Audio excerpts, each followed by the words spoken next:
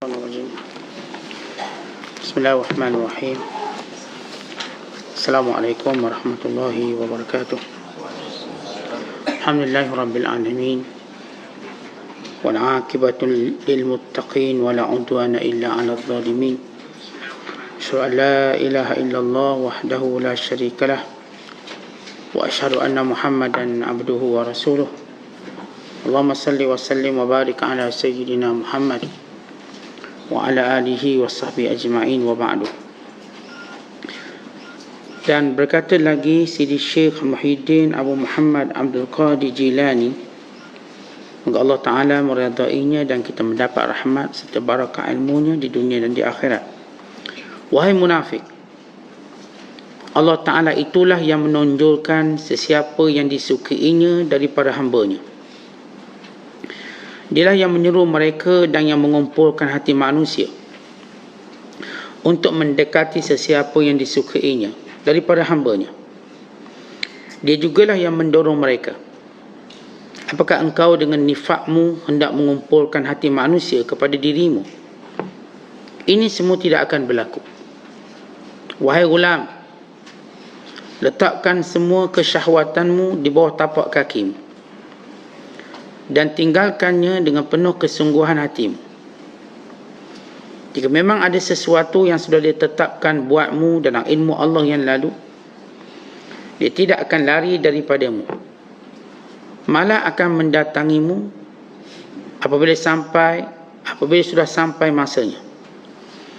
Sebab ketentuan yang lalu itu tiada zuhud padanya, dan ilmu Allah padanya tidak akan berubah atau bertukar. Nanti akan datang juga kepadamu bahagianmu itu pada masanya dengan penuh tahniah secara tercukupi dan terbaiki. Maka akan diambil olehmu dengan tangan kemuliaan, bukan dengan tangan kehinaan. Dalam pada itu pula akan terdapat bagimu pahala berzuhud pada dunia itu, dan akan dipandangmu dengan pandangan kemuliaan, kerana engkau tidak gopoh dan terlalu sibuk untuk menuntutnya. Setiap engkau melarikan diri daripada dunia itu, dia tetap datang kepadamu dan berkejarang di belakangmu. Jadi dalam keadaan begini tiada boleh berzuhud pada dunia. Akan tetapi engkau tetap mesti membelakangkannya sebelum ia mendatangimu. Belajar daripadaku cara berzuhud dan mengambil dunia itu. Dan jangan duduk di sudut rumahmu sedang engkau jahil tentang perkara ini. Belajar dahulu, kemudian barulah menguzlahkan diri. Lengkapkan diri dengan hukum hakam Allah Ta'ala dan amalkannya. Kemudian baru boleh beruzlah dari orang ramai, kecuali dari sebilangan para ulama yang mengenali Allah. Maka duduk bergaul dengan mereka dan mendengar dari mereka itu adalah lebih utama daripada engkau duduk beruzlah sendirian. Jika engkau dapati salah seorang daripada para ulama ini, pergi belajar dari mereka ilmu-ilmu Allah dan cara bermakrifat kepada Allah. Ambil ilmu itu dengan mendengar dari lisan mereka. Ilmu itu diambil dari lisan tokoh-tokoh agama yang benar-benar alim tentang selok belok hukum hakam Allah dan ilmu-ilmunya. Apabila semua itu sudah sempurna, barulah engkau beruzlah duduk bersendirian tanpa memandang kepada dirimu, tanpa berkongsi dengan syaitan, dengan hawa nafsu dan tabiat, atau adat kebiasaan suka memandang kepada manusia. Jika sudah benar uzlah atau penyendirianmu ini, kelak pada malaikat dan ruh-ruh orang-orang yang soleh dan semangat mereka akan datang mengelilingimu. Bila uzlahmu dengan cara begini, itulah yang benar. Jika tidak, maka uzlahmu itu semuanya nifak, dan kau menghabiskan masamu pada sesuatu yang tiada gunanya, dan kau akan dilontar ke dalam neraka baik di dunia dan nanti di akhirat. Di dunia engkau akan merasakan neraka kebencanaan, dan di akhirat pula engkau akan diseksa api neraka yang disediakan buat orang yang munafik dan orang-orang yang kafir. Ya Allah, ya Tuhanku, Berikan kami kemaafan dan keampunan, perlindungan, keringanan dan taubat. Janganlah engkau runtuhkan tabir kami dan menghitung kami dengan dosa-dosa kami. Ya Allah, Tuhan yang maha mulia, bukankah engkau telah berfirman, wa huwa alladhi yaqbalu at-taubata an ibadihi wa ya'fu 'anis sayyi'at, dan dialah yang menerima taubat daripada hamba-Nya dan memaafkan segala keburukan. Lantaran itu maafkan kami dan ampuni kami, amin. Muslimin dan muslimat dan penonton yang dirahmati Allah sekalian, di antara taujihat atau peringatan daripada Syekh Abdul Qadir yang pertama ialah popular atau tidak popular, maka itu ialah kurnia Allah Ta'ala. Allah yang akan mengangkat dan memuliakan siapa yang dikehendaki di kalangan hamba-Nya. Yang kedua, menjadikan manusia mencintai kita, cenderung kepada kita, suka kepada kita, juga tidak akan berlaku melainkan dengan kehendak Allah, peraturan dan syariatnya. Dan perkara yang ketiga yang hendak disampaikan oleh Syekh Abdul Qadir ialah meletakkan syahwat di kaki, bukannya meletak syahwat di kepala, dengan maksud semua perkara mesti tunduk dan patuh kepada hukum hakam Allah Subhanahu Wa Taala. Kemudian perkara yang keempat yang disebut oleh Syekh Abdul Qadir tentang zuhud pada dunia, dan mempelajari daripada ahlinya bagaimana zuhud atau membelakangkan dunia, wa imma zuhud atau membelakangi dunia. Dan perkara yang kelima yang hendak disampaikan ialah tentang uzlah. Namun uzlah mestilah datang berlaku sesudah berilmu, dan uzlah juga hanya kepada sebahagian manusia. Adapun bila bertemu dengan para ulama, orang soleh, ahli makrifat, maka hendaklah mendampingi mereka, bahkan mempelajari daripada mereka ilmu-ilmu untuk mengenal Allah Subhanahu Wa Taala. Kemudian Syekh menyebut tentang uzlah yang sebenar. Kesan uzlah yang sebenar maka menjadikan kita sentiasa didekati dengan kebaikan. Bahkan kita dapat merasakan sokongan atau kekuatan dalam melakukan kebaikan, sama ada daripada para malaikat atau daripada sejarah, kisah, atau disebut dengan bahasa mudah, roh orang-orang soleh. Maksud roh orang soleh ialah mengambil kekuatan daripada kehidupan mereka dalam beragama, lalu mencontohi mereka. Kemudian akhir sekali, apa yang disebut oleh Syekh Abdul Qadir, kalau sekiranya uzlah kamu tak betul, bukan uzlah lebih untuk mencari sum'ah, pujian, yang merupakan sifat munafik, maka kelak kamu akan dihukum di dunia dan dihukum di akhirat kelak. Jadi persoalan yang ditimbulkan ataupun persoalan yang dibahaskan oleh Syekh Abdul Qadir, bagaimana kecenderungan manusia untuk dipandang oleh manusia. Kita ni Allah jadikan satu fitrah. Kita nak orang suka kita, dan kita nak orang sentiasa mendampingi kita, orang memuji dan mengangkat kita. Maka itu adalah fitrah. Sehingga Nabi Allah Ibrahim ketika mana meninggalkan Nabi Allah Ismail di bumi Mekah, ketika tidak ada apa-apa, dia berdoa, waj'al af'idatan minan nas tahwi ilaih.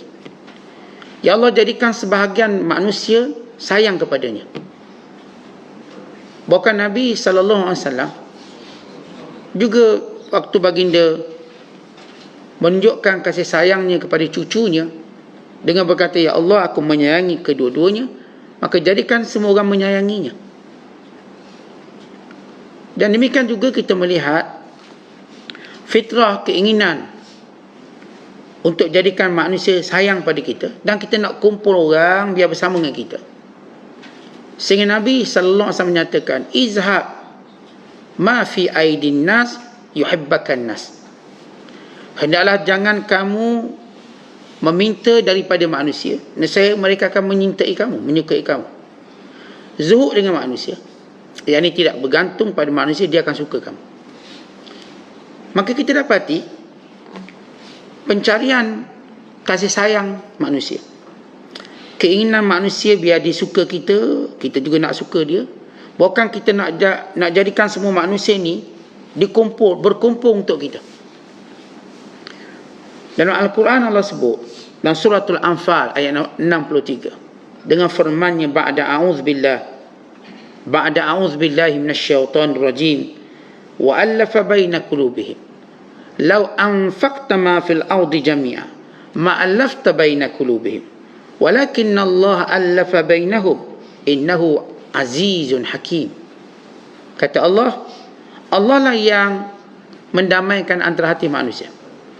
Kalau kamu belanja seluruh harta dunia untuk menjadikan manusia sayang kepada kamu atau untuk menyatukan hati manusia, kamu tak mampu. Tetapi Allah yang menyatukan. Allah yang mengumpulkan hati-hati manusia dan menjadikan mereka sayang pada kamu. Allah jadikan manusia sayang pada Nabi Muhammad SAW. Bukan sayang mereka kepada baginda SAW. Nama Nabi Muhammad atau nama Muhammad antara nama yang paling ramai dalam dunia. Allah letak anak ni sama ada secara single Muhammad atau secara murakkab Muhammad Ridwan ke Muhammad Ali, murakkab secara susunan. Dua. Sehingga menjadi kemuliaan. Dan demikian juga Allah menjadikan Nabi-Nabi alaihimussalatu wassalam disayangi oleh manusia. Sehingga nama para Nabi juga diabadikan pada diri-diri ataupun individu-individu. Bukan pada nama tempat, nama sekolah dan sebagainya. Dan demikian juga Allah jadikan nama para sahabat disayangi, dicintai. Sehingga nama sahabat menghiasi nama-nama anak-anak kita. Bukan barangkali nama-nama sekolah, nama bangunan, nama jalan. Kerana Allah menjadikan manusia suka. Dan Allah mengangkat. Menjadikan mereka punya pengikut. Pencinta-pencinta. Cuma ada satu kelompok namanya golongan munafik. Mereka juga punya kecenderungan yang sama untuk biar orang sayang mereka. Dan mengumpul penyokong sebanyak-banyaknya untuk menyayangi mereka. Sebab tu bila kita lihat bila orang cipta Facebook ataupun IG atau apa saja untuk kumpul manusia, maka benda ni cepat mendapat tempat di sisi manusia kerana ia berkait dengan fitrah manusia. Bila kita buat satu benda memang di fitrah manusia, maka orang akan mudah terima. Contoh, telefon. Memang fitrah kita untuk bercakap dan berhubung dengan orang. Sebab itu telefon diterima dengan cepat. Dan berkembang dengan cepat telefon, alat komunikasi. Sama juga Facebook dengan cepat. Bilion manusia guna. IG, bilion manusia guna. Kaedah yang digunakan untuk mengumpul penyokong, followers, likers dan lain-lain, itu fitrah. Memang kita suka kalau kita ramai pengikut. Barangkali tak malam bincang, suami tanya si awak punya follower ramai mana dah? Kita saya dah 300, abang dah 300.5. Misalnya, itu perbualan biasa lagi ni. Kita pun tanya, kita tak tanya akaun bank, akaun Facebook dia berapa orang followers. Ni kata ada 2,000, ni kata 3,000. Itu fitrah. Dan Islam, kita lihat Islam menyarankan banyak jalan cara macam mana nak suruh orang sayang kita. Tanpa ataupun bukan jalan yang terlarang. Tetapi orang munafik menggunakan jalan terlarang untuk menjadikan manusia sayang mereka. Jadi kita nak bezakan antara jalan yang Islam ajar untuk menjadikan manusia sayang dengan jalan yang dilarang oleh agama atau yang dilakukan oleh orang munafik. Tetapi kita dalam Islam diajar bila bertemu beri salam. Bukan Nabi SAW menyatakan salam punca kasih sayang. Sehingga kata Rasulullah, la yadkhulul jannata, la tadkhulul jannah hatta tu'minu. Wa la tu'minu hatta tahabbu. Awala adullukum ala syai'in idza fa'altumu tahabbabtum. Tidak akan masuk syurga melainkan bila mana kamu beriman. Tidak akan beriman melainkan kamu berkasih sayang. Maukah kau tunjukkan satu benda kalau kamu buat kamu akan berkasih sayang? Afshus salam bainakum. Saya buatkan salam. Kaedah Islam pertama aja untuk jadikan orang sayang pada kita. Ini kaedah yang disuruh, maka kita boleh buat. Saya dah sebut tadi fitrah, kita nak suruh orang sayang kita, dan fitrah juga kita nak ada ramai pengikut. Itu fitrah. Nabi SAW ketika mana melihat pengikut para Nabi. Nabi ni pengikut dia seorang, yang ni pengikut dia 10 orang. Lalu dia tengok Nabi Allah Musa pengikutnya ramai. Lalu dia kata, ya Allah, moga pengikutku lebih ramai pada pengikut Musa. Jadi Rasulullah nak pengikut ramai. Bahkan Nabi suruh kita kahwin dan beranak banyak-banyak. Sehingga Nabi kata, tazawwajul waludal wadud fa inni mubahim bikumul umam. Kahwinlah kamu dengan perempuan yang boleh beranak banyak, kerana aku bangga dengan zuriat yang ramai. Nabi kata, fa inni mubahin, aku bangga dengan umat yang ramai. Maknanya memang nak followers banyak ni memang fitrah. Cuma kita tak nak ikut cara munafik, nak ikut cara yang Islam ajar. Islam ajar yang pertama saya sebut tadi ialah memberi salam, ilqa'ut tahiyyah. Yang kedua, Islam ajar kepada kita ialah untuk senyum, ibtisam, senyum. Wa tabassumuka fi wajhi akhika sadaqah. Senyum kamu di wajah saudara kamu ialah sedekah. Siapa pun bila kita senyum dia suka. Siapa pun kalau kita muka ketak dia tak suka. Senyum. Maka ini cara Islam ajar bagaimana nak bertawasul, bagaimana cara kita nak berhubung sehingga orang suka kita. Dan yang ketiga Islam ajar kita ialah musafahah, salam. Kita bersalam. Kalau setiap kali kita bersalam maka bergugurang dosa. Bila Ustaz ni COVID, salam juga ke? Dah tak ada COVID dah, salam je. Mungkin dulu mungkin, sekarang salam macam biasa. Agak sukar untuk kita meninggalkan salam dengan orang yang kita sayang. Walau orang cerita baru ni COVID tak boleh salam buat macam ni, kita buat macam ni dia pun ulur, kita pun ambil balik bagi. Okay, dua-dua COVID, okey, alhamdulillah, syukur. Lepas tu boleh salam bebas. Agak suka undang-undang tu dia nak kuat-kuasakan, tak boleh bersalam. Ya boleh untuk orang kita benci, kita tak nak salam. Tapi bila orang tu kita sayang, saya tak nampak benda ni akan menjadi larangan. Maksudnya kalaupun dilarang sekali pun orang akan buat. COVID cerita nombor 2. Kerana memang kecintaan kita menjadikan kita tidak akan lepaskan sahabat kita melainkan dengan bersalam. Al-musafahah, tanda kasih sayang. Kemudian Islam ajar kita dengan at-tawasul basari. Bila mana kita bercakap dengan kawan kita, mesti ada, kita sebut, mata kita kena tengok dia. Eye contact tu kena ada. Dia panggil tawasul al-basari. Tengok, kita bukan, dalam Quran Allah sebut dalam surah Al-Quran, wala tusa'ir khaddaka linnas, jangan paling wajah kamu daripada orang. Ni jenis bercakap yang lain. Maka ini panggil tas'im. Jadi dilarang dalam agama. Nabi SAW bila bagi dia cakap dengan orang, Nabi tengok mata dia untuk tunjukkan perhatian. Itu yang menandakan kasih sayang. Bukan baginda SAW, siapa pun bercakap dengan baginda, Nabi tengok dia, tengok. Maka orang rasa dia diberi perhatian. Orang rasa bahawa dia diberi hak untuk bercakap. Dan diajar dalam Islam untuk kita jadikan orang sayang pada kita ialah al-istima'u ilaihi, dengar apa dia cakap. Rasulullah SAW maka yuqati'ul hadis, Nabi tak pernah kita katakan sailang percakapan orang. Tengok orang bercakap, Nabi nyampuk. Bahasa nyampuk tak? Rasulullah tak menyampuk. Nabi biarkan orang tu cakap habis. Lepas tu baru Rasulullah tanya apa yang Nabi nak tanya. Dia tak menyampuk. Kalau kita mengamalkan budaya menyampuk bercakap, akhirnya kita tak akan sampai kasih sayang. Kita suami isteri menyampuk. Suami baru nak cakap apa yang dia ada hati dia. Isteri pun dah nyampuk, dia tak akan sampai maksud. Kawan-kawan kita ni nak cerita, kita pun nyampuk.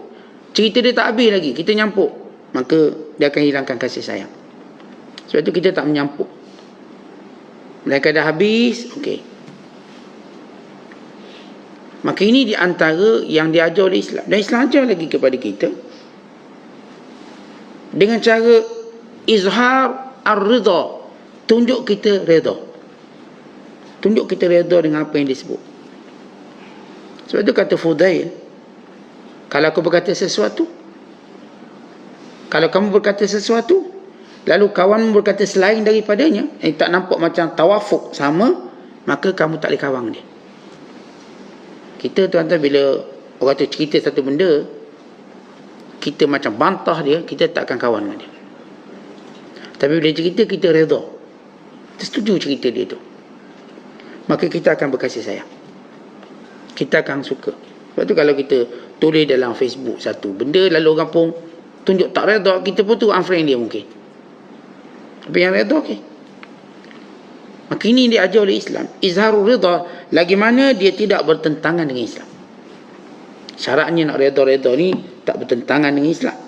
Kemudian yang diajar lagi dalam agama kita, bila kita memanggil nama dia, panggil dengan nama yang baik. Nabi SAW tidak memanggil para sahabat melainkan dengan nama yang baik. Atau kalau dia ada gelaran, panggil gelaran dia. Ni gelaran dia Tan Sri, panggil je Tan Sri. Islam tak larang apa. Sebab itu gelaran dan dia suka. Dia dapat gelaran dia Datuk, panggil Datuk. Gelaran dia Datik, panggil Datik. Bahkan Islam menyatakan, mendorong kita memanggil orang dengan gelaran yang dia suka.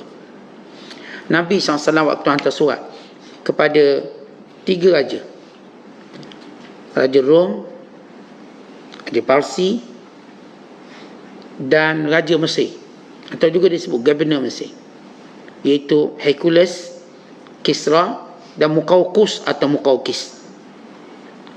Apa bunyi surat Rasulullah? Min Muhammad ibni Abdullah Rasulillah ila Hiraqla al-Azim Azim al-Rum,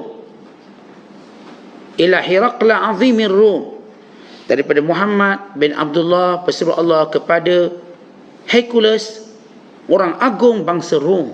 Azim, orang agung. Lihat Rasulullah menyebut gelaran dia.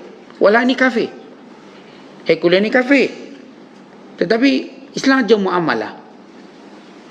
Kalau dia ada panggilan yang baik dan panggilan dia suka, panggil. Sebab itu Nabi panggil ila Hiraqla Azimir Rum, kepada Hercules, orang agung bangsa Rom. Waktu Rasulullah tulis surat kepada Kisra, min Muhammad Rasulillah, min Muhammad bin Abdullah Rasulillah ila Kisra Azimul Faris, Azimul Furs atau Azimul Faris, daripada Muhammad pesuruh Allah kepada Kisra, orang agung Parsi. Rasulullah hantar surat kepada Muqawqis, min Muhammad ibn Abdullah Rasulillah ila Muqawqis Azimil Qibti, daripada Muhammad bin Abdullah Rasulullah kepada pembesar agung Qibti, iaitu Muqawqis ni dia ketua Qibti. Qibti ni bangsa Firaun, Qibti, Akbar. Lihat baginda salah sahaja kita. Kita kalau nak muamalah dengan orang, nak seorang suka kita, panggil nama dia. Kemudian kalau dia ada gelaran, panggil gelaran dia. Kalau dia tak suka gelaran tu, jangan panggil. Dia tak akan sayang kita. Dan Islam suruh memanggil dengan nama yang baik, dengan panggilan yang baik. Dan Islam juga ajar pada kita, nak suruh orang sayang kepada kita, maka at-ta'amu bil lutfin, kita muamalah dengan lembut, tak kasar, tak tengking, tak marah, tapi dengan lembut. Dan Islam juga ajar pada kita at-tasarruf bil afwiyah, bermuamalah dengan dia dengan selalu bersifat pemaaf. Bil afwiyah, tak apa saya maafkan, tak apa, memaafkan. Dan kita kalau dah tua-tua macam ni, kalau kita bermuamalah dengan orang suka menyalahkan kita, payah nak maafkan, susah kita. Kita suka kawan dengan orang-orang yang tak apa, maaf, dia tak marah, dia sentiasa maafkan kita. Ni kalau misal kata di rumah kita terpecah lah pinggan mangkuk kita, maaf pecah, nak marah ke? Maka kalau nak suruh dia sayang pada kita, maafkan. Tak apa. Dia memang dah sampai ajal dia. Kita pun memang niat nak beli pinggan mangkuk baru, nasi awak pecahkan. Tidak, tak beli baru ni, alhamdulillah. Maksudnya Allah, pinggan mahal saya beli ni masa saya pergi sekian tempat, jadikan tetamu kita rasa bersalah panjang.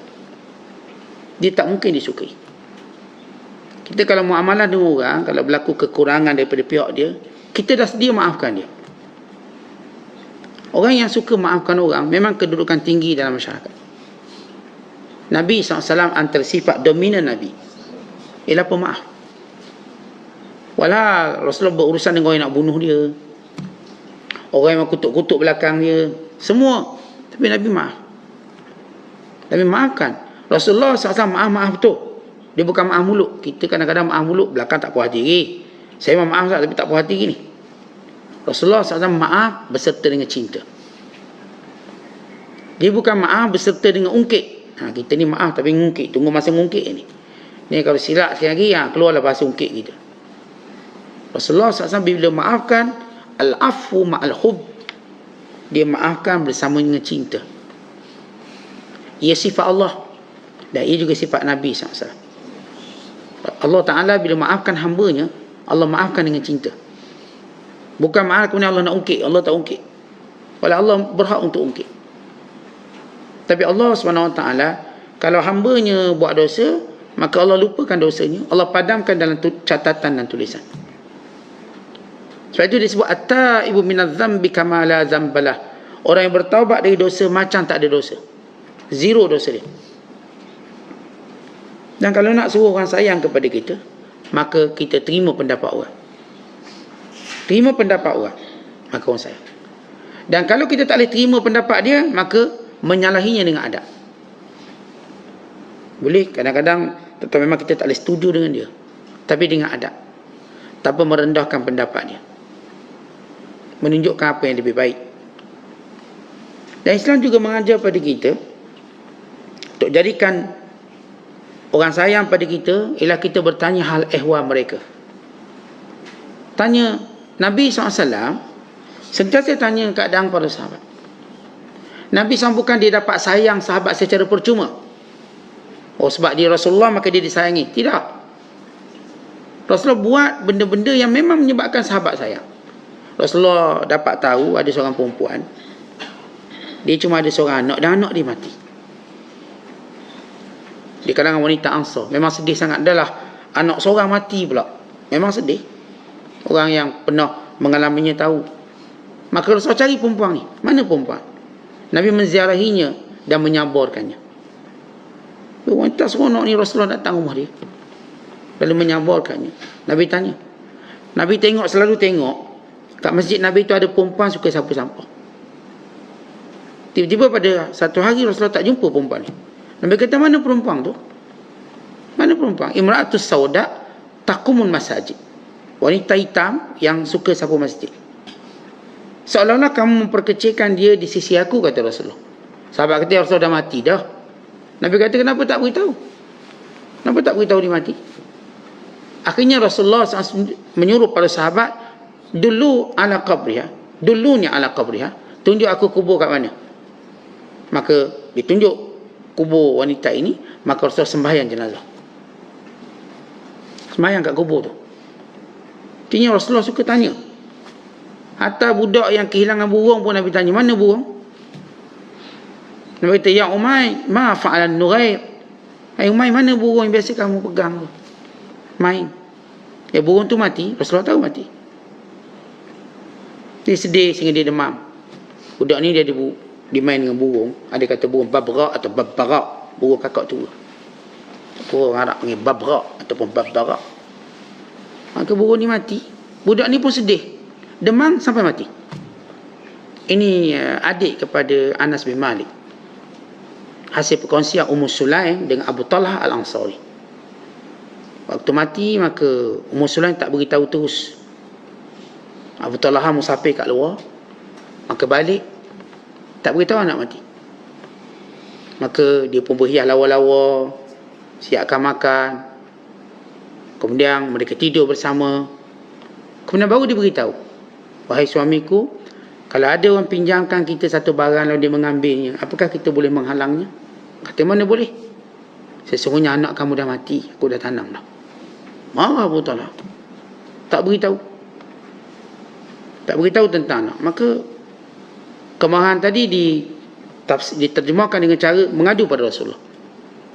Sahabat dia tak marah lempang bini, tak ada. Dia mengadu pada Rasulullah supaya marah tadi pada cara yang betul. Kita nak marah, kena tahu cara marah betul. Lalu Rasulullah SAW bertanya, a'arastumul lailata, semalam tidur bersama ke? Maka kata Abu Talha, ya. Moga Allah memberkatinya. Allah memberkati malam kamu bersama. Nabi memuji tindakan Ummu Sulaim yang ternyata tak mau ribut-ribut sangat. Tak naklah. Kan setengah isteri dia banyak suka cerita masalah ke suami. Suami baru balik, bang, kenapa? Ni paip bocor, baru balik. Tak duduk lagi. Bang, rumput panjang, tak duduk lagi. Bang, sampah tak buang. Bang. Tak jadi balik. Ada setengah bini, bukan semula, ada 2-3 orang dia. Yang dia tak boleh tengok suami duduk dulu, makan dulu, kenyang-kenyang baru cakap. Bagi dia masalah, bang tembok. Kat pintu lagi. Kat pintu gate, bukan pintu gate. Bang, jangan masuk lagi. Jangan masuk. Kenapa? Buang sampah dulu. Biarlah kawan orang tua tu masuk dulu. Minum air dulu segelas ke. Sekian. Tak. Dia suruh tunggu luar, buang sampah dulu. Ambil sampah. Pertama dihidu sampah. Patut dihidu lah bini dia yang wangi. Ini dia bagi sampah suruh hidu. Ini jenis kelauk semua ni, kelauk. Artinya yang secara kita katakan adat rumah tangga dia kurang pandai. Dia ada adat rumah tangga, si isteri dia tak akan cerita kekurangan apa berlaku, melainkan dah suami tenang pun cakap. Dia tak bukan merengek banyak masalah. Sebab itu waktu Nabi Allah Ibrahim alaihissalam ziarah anak dia Ismail, dan Ismail tak ada kat rumah, lalu Ibrahim pun test menantu dia. Yang menantu dia tak kenal ni pak mentua dia. Ibrahim kata, macam mana kehidupan? Kaifal aish? Dia pun lah susah lah, bla bla, duk ngadu, ngepek. Ibrahim kata, tak apa, nanti kalau suami balik ke salam, cakap dia ubah benda pintu ni, ubah tiang rumah ni. Maka Ismail balik. Ismail mencium ada orang baru, ada orang datang. Adakah ada orang datang, kata Ismail? Ya, ada. Tak ada orang tua datang. Dia tanya tentangmu, aku kata tak ada. Lagi tanya apa? Dia tanya kehidupan kita, aku ceritalah susah. Lagi dia cakap apa? Dia suruh ubah benda pintu. Ghair atabatal bait. Oh, itu ayah aku, dia suruh aku ceraikan kamu. Cerai. Banyak mengepek. Nak beritahu Nabi alaihi wassalam, mereka takkan cerai, mereka sebab tadilah sebab kesalahan yang dianggap membahayakan rumah tangga. Ni zaman sekarang lagi teruk jenis bini mengepek dalam Facebook lagi teruk. Nak marah suami dia pun mengepek kat Facebook. Biar semua orang tahu. Dia mengepek dekat sekian. Maka ini semua bukan akhlak kita. Ini akhlak tak betul. Kita suami pun sama. Nak mengepek dengan bini kita dalam Facebook juga. Pun sama, 2 kali 5. Oleh sebab itu kita tak buat perkara-perkara seperti itu. Ini adab kait dengan suami isteri. Maka ini kisah Ummu Sulaim yang hebat. Sehingga Allah mengurniakan daripada Ummu Sulaim pengganti dengan anak-anak yang baik, dan kesemua mereka hafiz Quran dan ulama. Dia seorang mati. Waktu mati sebab apa? Duk rindu sangat ke burung dia. Burung dia mati. Sedih, demam panas. Dia budak kan excited satu benda. Maka dia betul-betul kita katakan letak komitmen dia. Duk kalau hilang dia sedih. Dia menangis sampai membawa kepada kematian dia. Ini cerita yang berkait dengan adik Anas bin Malik. Itu adik sebapa dia. Bukan adik semak sebapa. Kerana Anas bin Malik daripada ayah lain, daripada Malik. Manakala budak tu daripada ayahnya bernama Abu Talha. Ini kisah Ummu Sulaim yang hebat, radhiyallahu ta'ala anha. Jadi ini cerita Rasulullah. Macam mana Nabi, sebab apa orang sayang Rasulullah? Nabi memang tanya khabar. Hatta dengan budak-budak Nabi tanya khabar. Dan Islam ajar kita buat macam tu. Dan di antaranya ialah kita membantu mereka dalam kesusahan. Takdir memusaadah. Kalau kita nak suruh sayang kita, biar kita pertama tolong orang sebelum orang lain. Kita offer pertolongan sebelum diminta pertolongan. Orang macam ni akan disayangi. Baik, ini cara yang Islam ajar. Okay, saya kalau nak beritahu semua, okay, kita ada 30-40 cara yang berdasarkan pada nas hadis Rasulullah, macam mana nak suruh orang sayang kita dengan cara betul. Ada pun orang munafik. Lepas tu Syekh sebut, orang munafik. Pertama, kamu nak glamour dengan cara kamu. Yang kedua, kamu nak satukan manusia biar menjadi pengikut kamu dengan cara kamu munafik, kamu tak akan boleh buat. Sebab yang menanamkan kasih sayang, yang menanamkan kecintaan Allah, kalau kamu daripada awal dah rosak akidah, dah tak betul, munafik, kamu tak akan disayang oleh sesiapa. Kamu tak akan dicinta oleh sesiapa, melainkan harta yang kamu ada. Mereka kerana pangkat kamu ada. Bila habis harta, habis pangkat, kamu pun habis. Sebab tu orang munafik, cinta sesama mereka diasaskan dengan harta, pangkat, dan diasaskan dengan keperluan material, bukan kerana Allah. Bila kasih sayang bukan kerana Allah, maka dia tak akan kekal. Bahkan akhirat kelak disebut oleh Allah, al-akhilla yawma izin ba'duhum li ba'din illa al-muttaqin. Al-akhilla, kata Allah Ta'ala, al-akhilla yawma izin ba'duhum li ba'din adu illa al-muttaqin. Bahawa orang-orang yang dahulu bercinta, berkasih sayang, akhirat kelak jadi musuh mereka orang bertakwa. Orang bertakwa dia akan kekal. Yang kasih sayang yang diajar, macam kita katakan diajar oleh Nabi SAW, yang jadi asal pada kasih sayang, Rasulullah kata, siapa yang mencari redha Allah dengan kemarahan manusia, Allah jadikan redha Allah padanya dan suka manusia padanya. Dan siapa yang menjadikan murka Allah untuk mendapat redha manusia, Allah akan jadikan manusia murka padanya, marah pada dia. Dia tak akan disukai. Begini orang munafik. Dia buat benda yang Allah Ta'ala murkai, lalu dia nak jadikan ia satu cara untuk mengumpulkan kasih sayang dan mengumpulkan pengikut. Mereka tak akan ada pengikut. Itu banyak mana orang yang saya katakan dalam akaun dia ada juta-juta pengikut, lepas tu gaduh sikit, habis pengikut. Pengikut buang dia, dia pun buang pengikut. Tutup akaun. Padahal ramai ni, dia punya follower ramai, 20,000, 30,000, juta kadang-kadang. Lepas tu tutup. Berlaku cela-mencela. Padahal kalau ikut follower ni orang baik tak? Dia berlaku cela-mencela sesama mereka. Akhir tak tahan kena cela, tutup akaun. Kerana mereka sebenarnya tidak berkasih sayang kerana Allah. Yang berkasih sayang kerana Allah, mereka pasti buat jalan yang betul tadi. Yang punya asas yang paling penting ialah redha Allah dulu sebelum nak cari redha orang. Ya, sebagaimana tuan-tuan kita suka kita disayangi. Dan saya juga telah sebut doa Nabi Allah Ibrahim. Waja'al af'idatan minan nasi tahwi ilaih. Ya Allah, jadikan sebahagian hati manusia sayang kepada Nabi Allah Ismail. Sayang pada keluarga aku yang aku tinggal kat Mekah. Maka siapa pun ke Mekah, bukan sekadar kerana niat ibadatnya, juga kerana kasih sayang kepada keturunan Nabi Allah Ibrahim. Sehingga kita berselawat dengan keluarga, selawat Ibrahimiyah, selawat pada Nabi Allah Ibrahim dan keluarganya. Sehingga ditinggalkan di Mekah itu hijri Ismail, supaya kita tu ingat nama Ismail AS, dan melakukan amal sa'i untuk terus kita ingat tentang Hajar AS, yang merupakan isteri Nabi Allah Ibrahim AS. Jadi kalau kita kat Mekah, maka dua figure ini, keluarga Ibrahim, satu yang begitu dekat dengan kita. Baik hijri Ismailnya, kita berebut untuk masuk. Baik sa'inya yang menjadi rukun kepada umrah dan haji. Baik, mereka mendapat kasih sayang tu kerana Allah. Tapi orang munafik, dia cuba dapat kasih sayang dengan membelakangi Allah, dan dia tak akan dapat. Dia cuba mengumpulkan pengikut-pengikutnya, followers-followersnya bukan kerana Allah, maka dia menjadi musuh di dunia dan di akhirat. Sebab itu orang yang berkasih sayang, yang berkumpul dengan orang soleh, maka mereka ni orang yang besar kedudukan di sisi Allah. Di dalam hadis kata Rasul, pada hari kiamat kelak ada satu kaum yang dikagumi oleh para nabi, dikagumi oleh orang-orang mati syahid,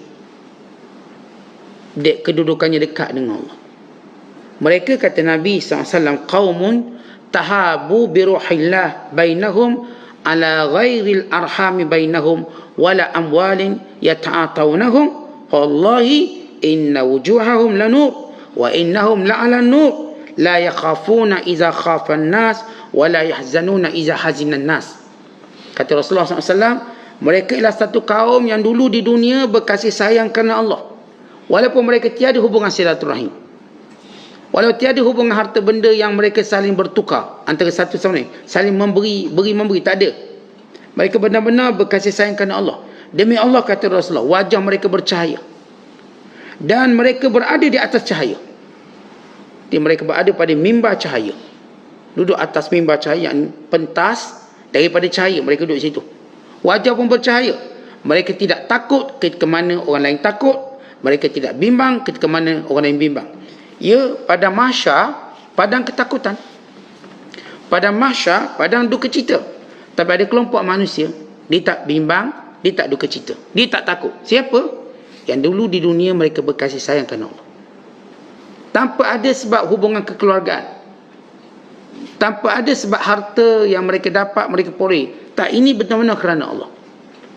Ada pun orang munafik yang mengumpul pengikut, mengumpul likers mereka, mereka akan bermusuhan di dunia lagi, apatah lagi di akhirat, kemudian disumbat dalam neraka. Kemudian selepas Syekh menyebut tentang persaudaraan kerana Allah, yang saya katakan memang kita fitrah nak suruh orang sayang kita, fitrah nak suruh orang ni sayang, itu fitrah. Tapi kita perlu lalui jalan betul. Kalau tuan-tuan nak suruh orang sayang, ikut jalan betul, jalan yang dinaskan oleh syarak. Tapi asas kita nak suruh orang sayang ke atau sebagainya, jangan sampai kita buat benda yang Tuhan larang. Itu kadang-kadang di Facebook ke di IG mereka buat konten yang gila-gila, yang menyalahi syariat, hanya kan nak suruh orang like. Tuan-tuan jangan ikut mereka. Kelak mereka ni akan dicaci, dicerca oleh pengikut mereka sendiri. Jangan ikut dia. Tuan-tuan nak buat konten, buatlah konten yang baik, yang beri manfaat. Kalau tak erti kita nak nasihat hal-hal agama, katakan nasihat hal-hal dunia yang baik. Dan saya benda ni akan kekal lama sebagai jariah. Tapi buat konten gila-gila menghina orang, ni buat konten tunjuk bini maki, ni laki maki, ingat benda tu baik, lama kelamaan dia makan tuan. Buat konten ni menari gila-gila ke, atau apa saja bentuk yang menyalahi syarak, ni yang tunjuk mesra-mesra dengan bini pun tak boleh. Maksudnya ditunjuk dengan cara yang melangkaui adab dan batasan. Kita nak tunjuk mesra isteri tak salah, tapi melampau-lampau tu, akhirnya mereka akan ditimpa dengan cercaan dunia dan akhirat. Jadi kita nak letak apa pun, walaupun saya kata memang fitrah kita suka orang like, itu fitrah, letaklah benda baik, fikirlah benda ni insya-Allah menjadi jariah kita, atau dia mungkin menjadi musibah yang berpanjangan. Musibah. Jadi yang baik-baik tu orang bila dia letak dalam konten menghina orang, akhirnya orang pun hina balik dia, lepas tu tutup akaun pula dia. Bukankah dia dah tahu kesan perbuatan buruk di dunia lagi. Kemudian Syekh menyebut tentang letak syahwat di kaki. Tentang oleh kerana cinta kita pada orang dan sebagainya, ini sebahagian daripada syahwat. Syahwat, nak ramai pengikut tu syahwat.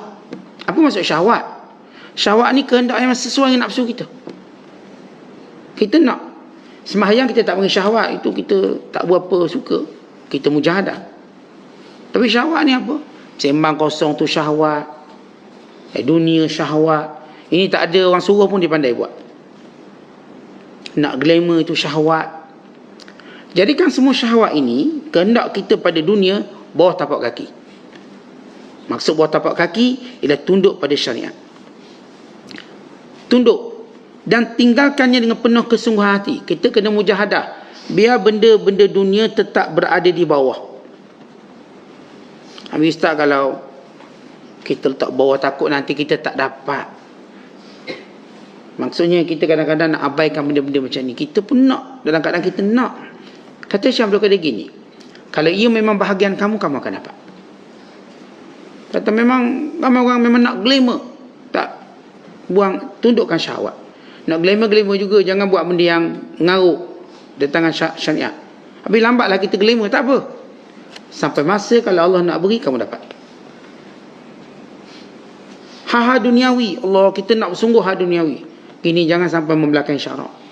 Habis orang lain semua dapat ni. Orang lain semua dapat, orang lain semua begini. Ni kadang-kadang zaman sekarang, zaman orang nak suruh kita semua kaya. Bini nak kaya, laki nak kaya.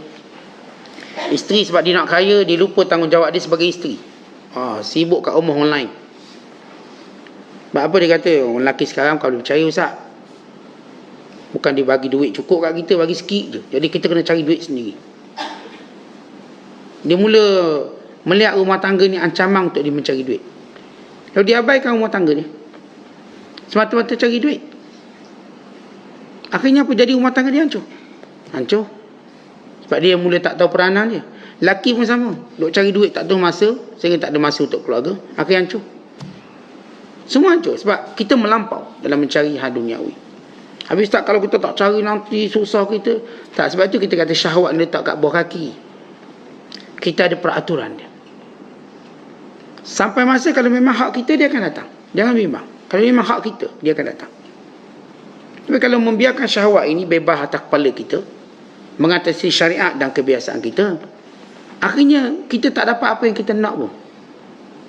Atau kalau kita dapat, dia tak berfungsi macam kita nak. Kita kan nak duit banyak supaya bahagiakan keluarga.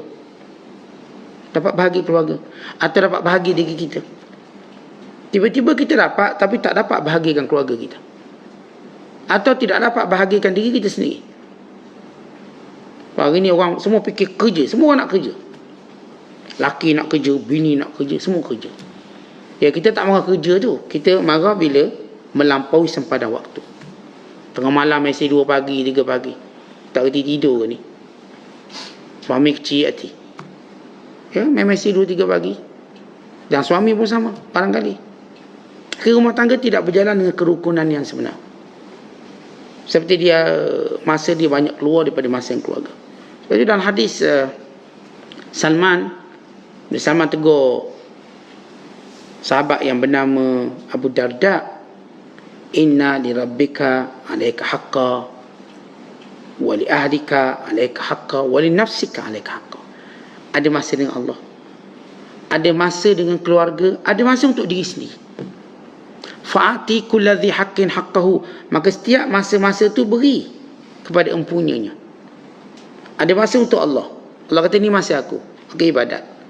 Lepas tu Allah bebaskan kita, dah tak payah. Ni lain pula. Allah hadkan masa dengan Allah. Ni zuhur kau jangan sembahyang 7, sembahyang 4 je. Oh, saya nak sembahyang lebih, jangan. Allah tak bagi.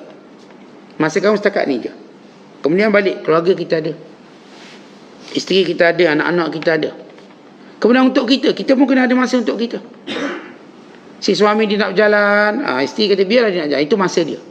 Isteri pula nak berjalan, nak ikut keluarga dia, biar dia jalan, itu dia nak jaga masa dia. Setiap orang kena hormat masa, supaya kembali kita katakan mood kita ataupun perjalanan rumah tangga kita baik. Si suami kena tahu bahawa isteri dia juga perlu ada masa dia sendiri. Dia nak masa dia. Dia nak tandang, nak jumpa kawan dia ke, saudara mara dia ke, mak ayah dia, itu masa dia. Pergilah.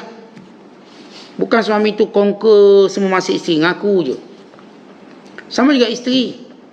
Suami dia perlu ada masa dengan diri dia. Dia nak pergi ngair ke, dia nak pergi berjalan kawan-kawan dia, lepaskan dia. Itu masa dia dengan dia, diri dia. Kalau tidak, dia akan jadi masalah dengan kita. Jadi masing-masing kena tahu, setiap orang dia ada peruntukan waktu.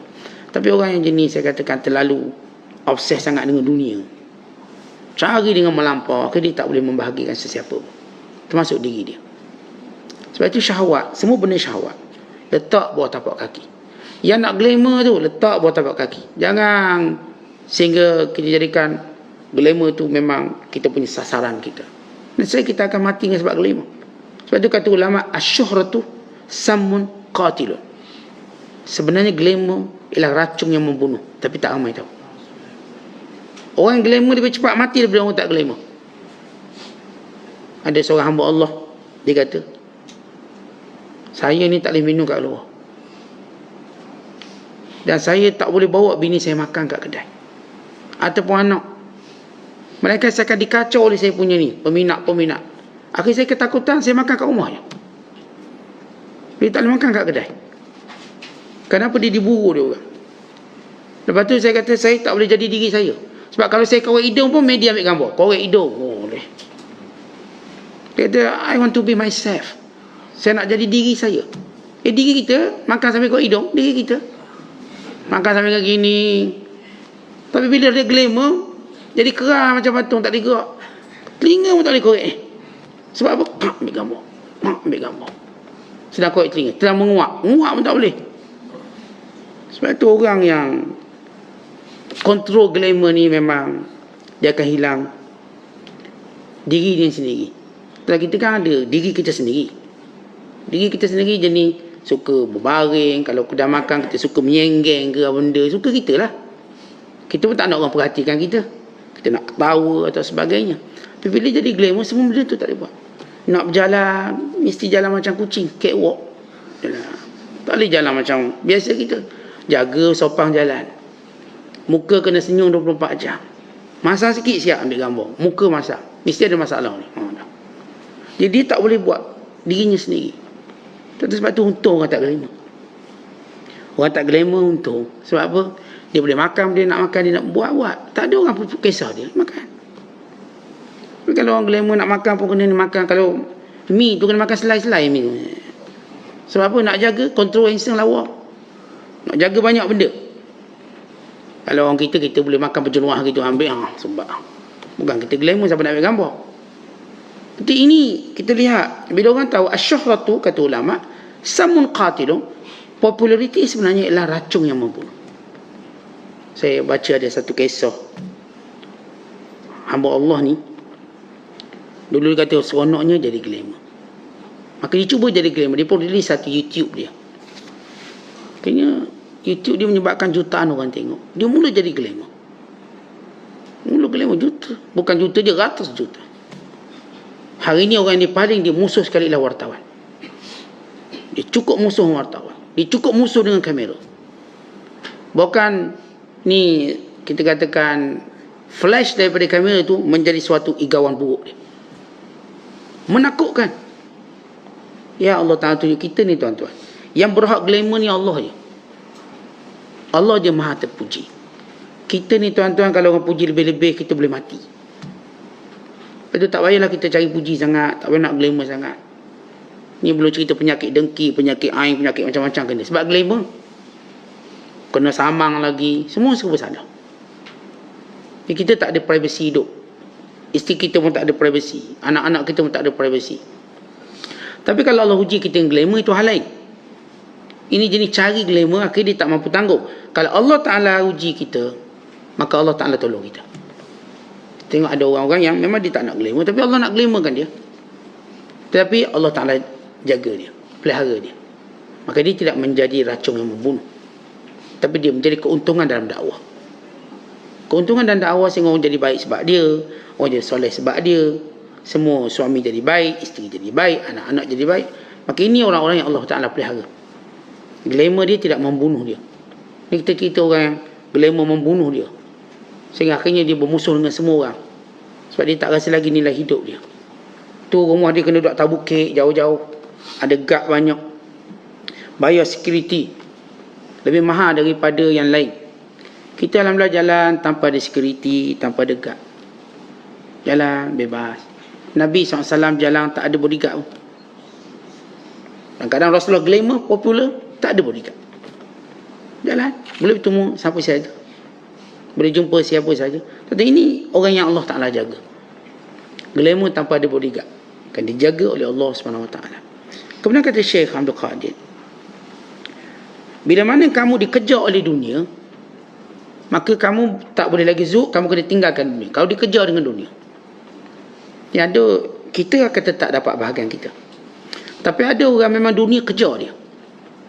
Dunia kejar dia. Maksudnya memang cari dia, nak dia.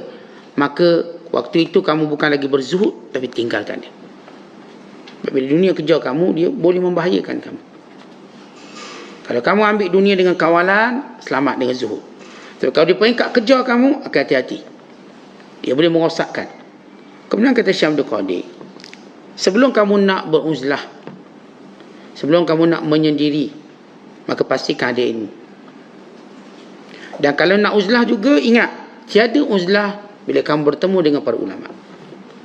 Maksud katanya, tuan-tuan kita ni mungkin boleh tak bercakap orang tu, tak bercakap orang ni, tapi jangan tidak bercakap dengan ulama, sebab mereka mutiara ilmu. Mereka ada motivasi, ada kebaikan. Kita boleh atas nama uzlah, boleh untuk tidak bercakap dengan orang tu orang ni, okey. Sebab saya nak jaga agama. Tapi bukan bermaksud tidak mendampingi para ulama. Khususnya para ulama kalangan ahli makrifat. Yang alim tahu selok belok hukum.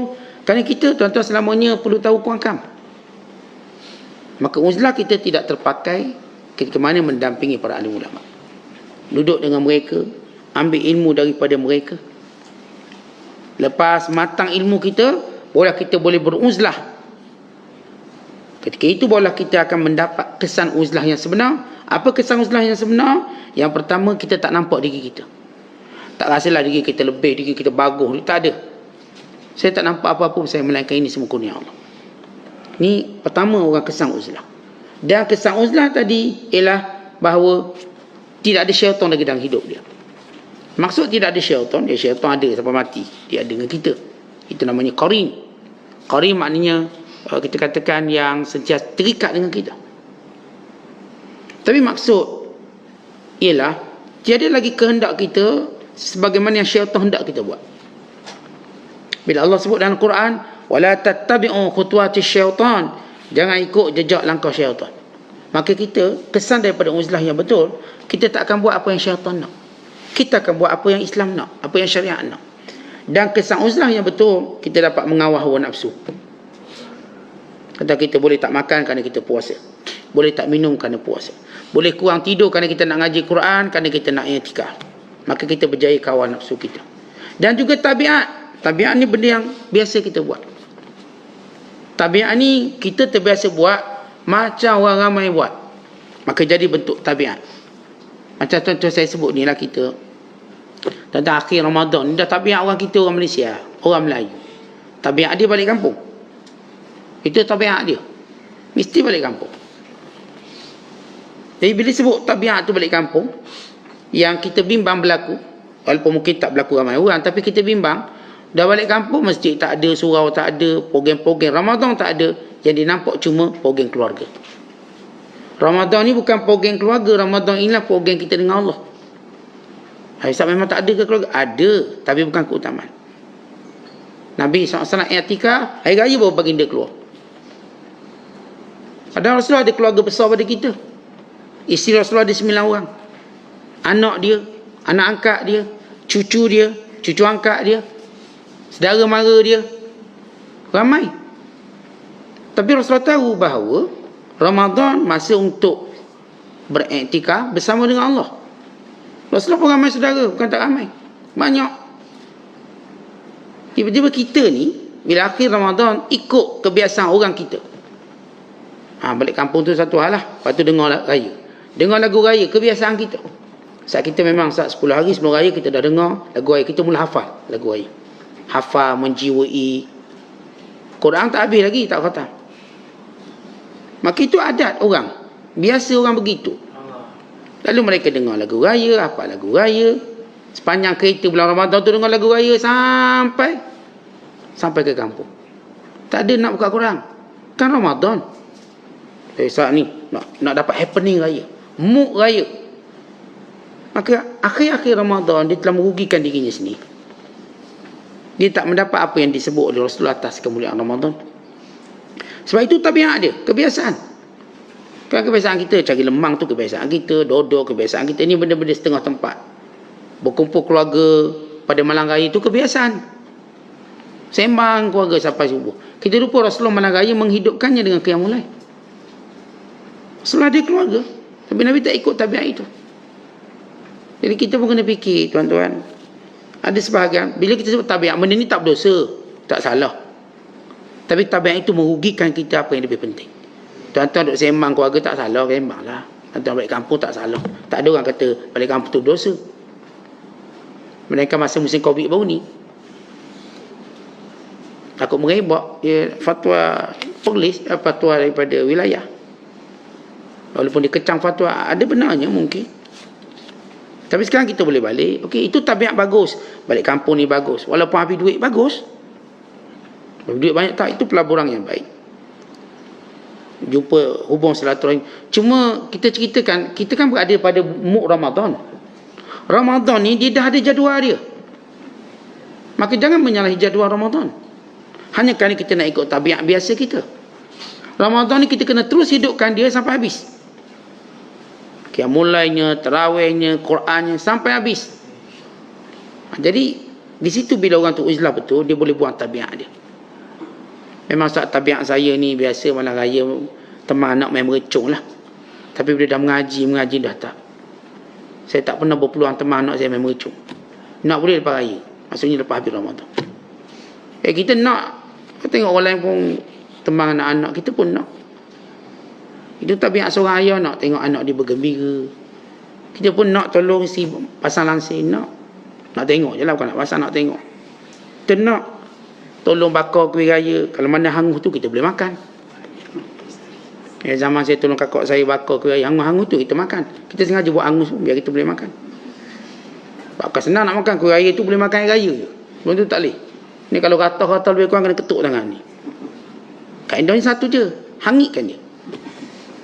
Hangit, buat tak ingat. Nanti dulu kan pakai obon lama tu, ataupun ini pasang gas, ataupun pakai kayu api lah, yang lama-lama ni. Kalau depan ni angkat tau, kita buat tak ingat je. Seberkah boleh makan free. Kita nak benda tu, kenangan tu banyak, kenangan malam raya. Tapi kita tahu itu cuma adat, sedangkan agama kita tuntut lain. Tuan-tuan tengok dululah kita 10 akhir Ramadan, mana nak duduk masjidnya kita ni. Itu kita dah isytiharkan malam liko.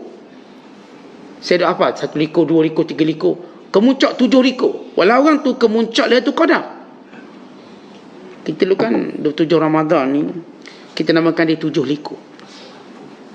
Orang kampung saya lah, kampung lain dipanggil nama lain.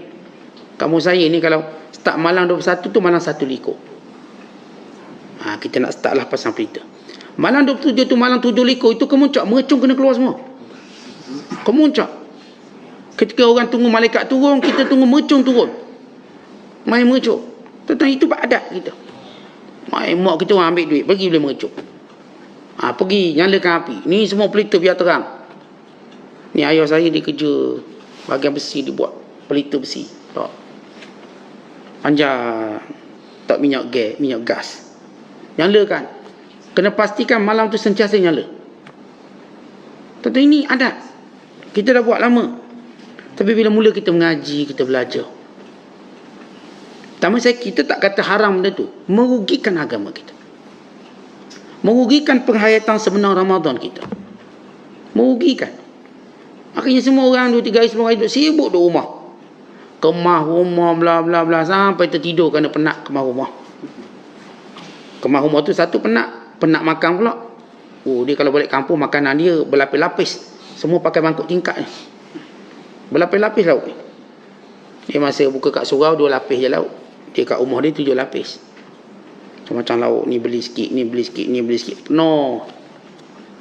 Memang semua makan sampai tertidur. Akhir surau dah tak ramai orang. Masjid dah tak ramai orang. Tapi ni benda adat yang selalu berlaku pada kita. Kita tak kata berdosa, ya tak pergi surau tu tak berdosa. Lagi mana dia sembahyang, okey lah. Tapi kebiasaan-kebiasaan yang merugikan, kalau orang tu bijak, dia tak buat. Dia tak buat. Jadi kita tak nak buat. Walaupun kita ada nostalgia kita ada kenangan, tapi jauh lebih indah lagi masa dengan Allah.